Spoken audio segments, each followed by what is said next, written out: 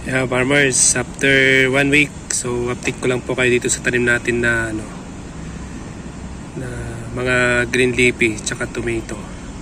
So after so many days, ito po yung resulta po ng ng fertilizer na nilalagay po natin. So ano po yung fertilizer po na yon? Yung galing po sa sa ating kitchen. So ginamitan ko po ito ng baking soda. So makita nyo mga farmers yung nilagyan natin, no?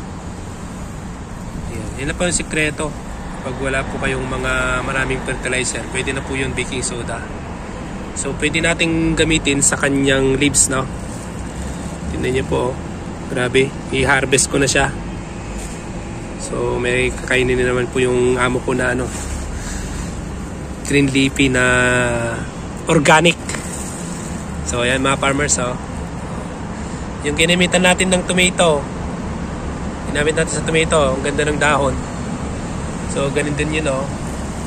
Ayan, kita nyo mga farmers. So yan po yung epekto po ng baking soda. Meron po doon isa pa. So napakadali lang po gamitin po yun, ilagay natin sa lupa, ibudbud natin dyan, or kung gusto natin mas mabilis, mag-direct po tayo sa kanyang dahon. Maglagay lang po tayo ng 1 tablespoon sa isang litrong tubig. So yan lang po mga farmers. Tapos spray na lang po natin dito every 8 o'clock ng umaga. Yan. Tamang-tama po yung weather po na yon dahil mainit po ngayon, Doon po natin i-spray, and then makikita po natin yung pagbabago po ng ating tanim na kamatis tsaka ito bok choy. Yan, paborito po nila. So yan lang po mga farmers, update po natin sa fertilizer po natin sa garden using baking soda. Salamat, bye bye.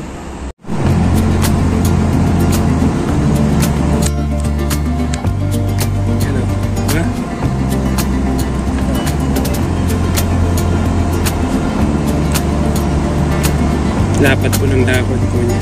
Harvest natin ito lahat. So bigay natin doon.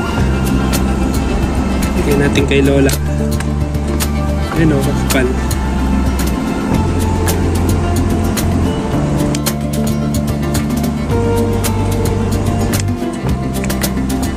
Basta natin magunting yung kamatis.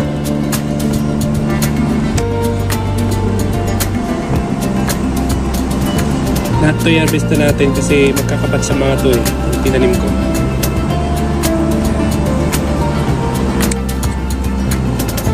Right? Okay na to, ang panangalian nila.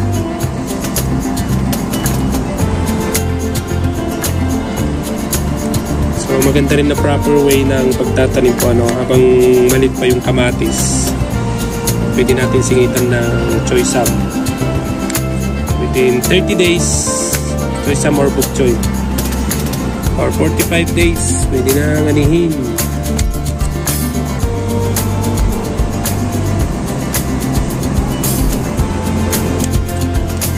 Gunting ko lang para maganda siya.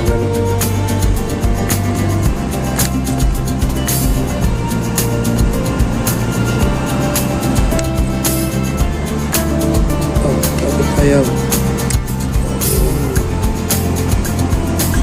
Fresh na fresh siya.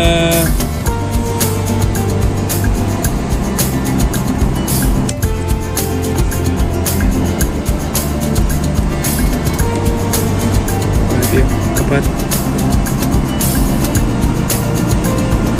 Sultan ng baking soda.